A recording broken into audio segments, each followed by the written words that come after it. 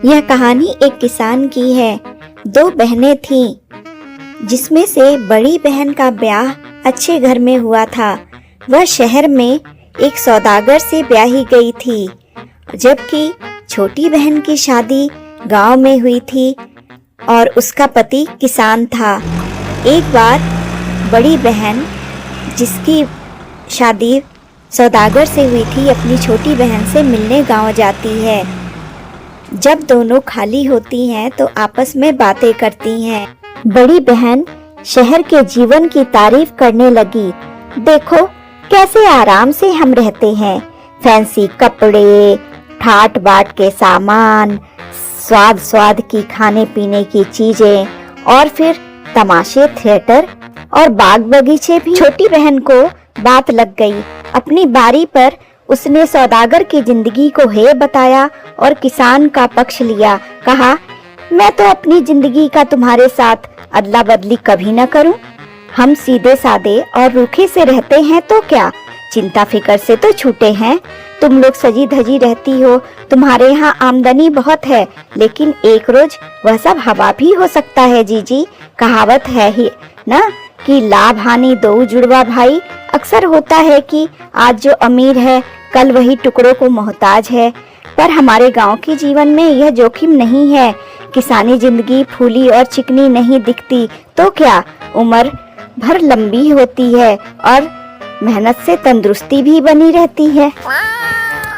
हम मालदार न कहलाएंगे, लेकिन हमारे पास खाने की कभी कमी नहीं होगी।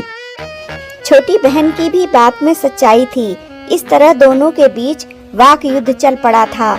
दोनों अपना अपना पक्ष ले रही थी। वह दोनों उस समय बहनें कम और एक दूसरे की दुश्मन ज्यादा प्रतीत हो रही थीं। बड़ी बहन अपनी छोटी बहन के ताने से तंग आ गई। उसने कहा, बस बस, पेट तो बैल और कुत्ते का भी भरता है, पर वह भी कोई जिंदगी है। तुम्हें जीवन के आराम, अदब और आनंद का क्या पता। तुम्हारा मर्द जितनी मेहनत कर ले, जिस हालत में तुम जीते हो ना, उसी हालत में मरोगे।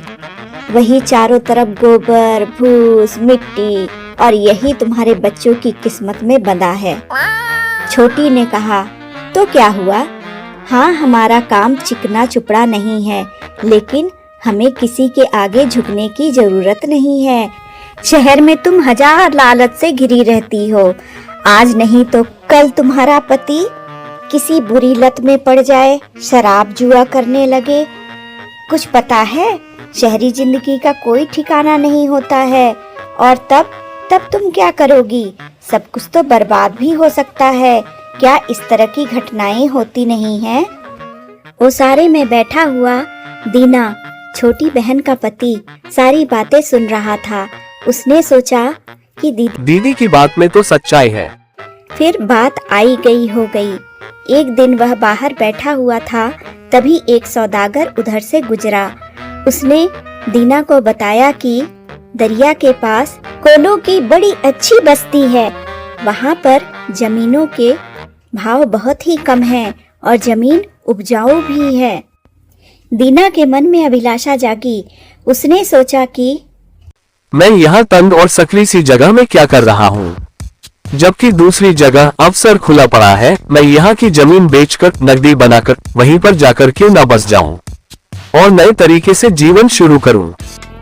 इस तरह सोचता हुआ वह अपनी पत्नी से कहता है कि मैं कहीं जा रहा हूँ, तुम घर का ध्यान रखना, और एक नौकर को लेकर अपनी यात्रा शुरू कर देता है।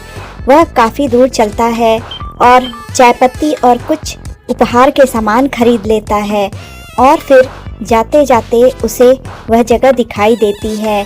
वह देखता है कि हाँ, दरिया के पास बहुत अच्छी जमीन है। वहाँ कोल लोगों की बस्ती थी।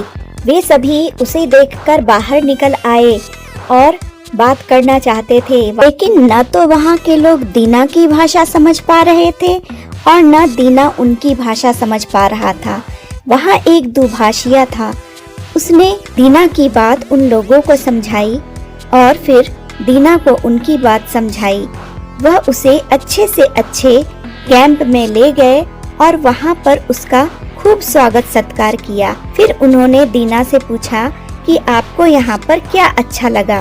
दीना बोला, जिस चीज को देखकर मैं बहुत खुश हूँ वो आपकी जमीन है। हमारे यहाँ जमीन इतनी उपजाऊ भी नहीं है, लेकिन यहाँ उसका कोई अंत नहीं है और यह जमीन उपजाऊ भी खूब है। मैंने अपनी आँखों से यहाँ जैसी धरती और कहीं नहीं देखी। दुभाषिए ने उसकी बात सभी को समझा दी। फिर थोड़ी देर वो विचार विमर्श करते हैं। तभी उनका सरदार वहाँ आता है।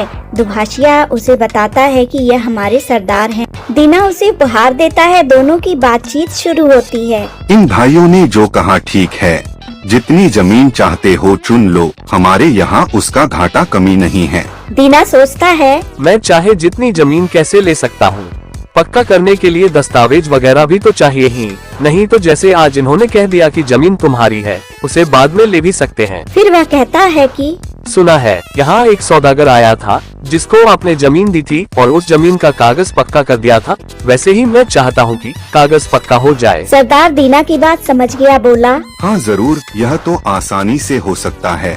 हमारे यहाँ एक मुंशी है, लिखा पढ़ी पक्की कर ली जाएगी और रजिस्ट्री हो जाएगी। दीना कहता है, कीमत की दर क्या होगी? सरदार बोला, हमारी दर तो एक ही है, एक दिन के 1,000। दिन का यह हिसाब कैसा है, यह बताइए, कितने एकड़? सरदार बोला, हमारे यहाँ गिनना गिनाना नहीं होता। एक दिन में पैदल चलकर तुम जितनी जमीन नाप डालो वह तुम्हारी, और कीमत है दिन भर की 1,000 रुपए। यह सुनकर दीना आश्चर्यचकित हो गया। उसने कहा, एक दिन में तो बहुत सारी जमीन घेरी जा सकती है। तब वह सरदार हंसा बोला, हाँ हाँ क्यों नहीं, लेकिन एक शर्त है, अगर तुम उसी दिन उसी जगह पर नहीं आ गए जहाँ से तुम चले थे तो तुम्हारे रुपए जब्त हो जाएंगे। दीना यह सब सुनकर बहुत खुश हुआ। उसने तय किया कि अगले दिन सुबह ही वह चलना शुरू करेगा। फिर वह गपशप करते हैं, खाना पीना करते हैं और दीना सो जाता है। लेकिन वह सो नहीं पाता, उसे नींद नहीं आ रही थी क्योंकि वह अंदर अंदर बहुत ही प्रफुल्लित हो रहा था। ऐसे ही सुबह हो गई। उसने देखा कि सुबह हो चुकी है। फिर उसने अपने चौकीदार को कहा कि तैयार हो जाओ, चलना है। फिर वह कोलों की बस्ती के तरफ गया और उनसे कहा, सवेरा हो गया है, जमीन नापने चलना चाहिए। फिर सभी लोग तैयार हो जाते हैं और जमीन नापने के लिए चल देते हैं। एक ऊंचाई वाली जमीन पर पहुंच सरदार दीना से कहता है कि देखते हो, जहाँ तक आँख जाती है वहाँ तक हम लोगों की जमीन है, उसमें से जितनी तुम चाहो ले लो। फिर सरदार एक जगह पर अपनी टोपी रख देता है और फिर उससे कहता है कि यह निशान रहा, यहाँ से चलो और यही आ जाओ, जितनी जमीन चल लोगे वही तुम्हारी। दीना भी उस जगह पर रुपए गिनकर रख देता है और एक फावड़ा और कुछ खाने पीने का सामान लेकर चल देता है। वह देखता है कि जमीन ही जमीन है। वह बहुत उत्साहित था और मध्यम गति से चलने लगा और काफी दूर जाने के बाद वह देखता है कि सूरज ऊपर आ गया है। उसे भूख प्यास भी लग रही थी। वह एक जगह रुककर निशान बनाता है और फिर वहीं बैठकर कुछ खाने पीने लगता है। वह सोचता है कि मुझे इससे आगे नहीं जाना चाहिए, वरना मैं अपने गंतव्य तक जहाँ से मैं चला था वहाँ पहुँच नहीं पाऊंगा। जैसे ही वह चलने लगता है, उसे सामने बहुत अच्छी जमीन दिखाई देती है। वह दाएं कुछ दूरी जाता है, फिर बाएं जाता है, फिर वापस मुड़ने लगता है। थोड़ा और चलता हूँ, अभी मेरे पास बहुत समय है, क्या कर रहा हूँ। और फिर उसके बाद वह बहुत तेज कदमों से आगे बढ़ने लगा। उसने चप्पल भी उतार दिए। वह सोचा कि अब मुझे पहुंच जाना चाहिए। अपना हिम्मत बढ़ाता है। जमीन के लालच में वह कितनी दूर निकल आया था, उसे समझ ही नहीं आया था। वह थकने लगा, उसे चक्कर आने लगे, उसकी सांस फूलने लगी, कदम लड़खड़ाने लगे, लेकिन फिर भी वह हिम्मत करके फिर से चला। लेकिन वह अपने गंतव्य से बहुत पीछे था और यह क्या हुआ, सूरज डूबने लगा। वह बहुत घबराया और अपनी तेज कदमों को बढ़ाने लगा और सूरज तो डूब ही गया, अंधेरा हो गया। उसने सोचा कि अब तो मेरे पैसे भी गए, लेकिन उसे कोल की आवाज आ रही थी। वह चिल्ला रहे थे, आओ थोड़ा ही बचा है, और वह चींटी की भांति उसे दिखाई भी दे रहे थे।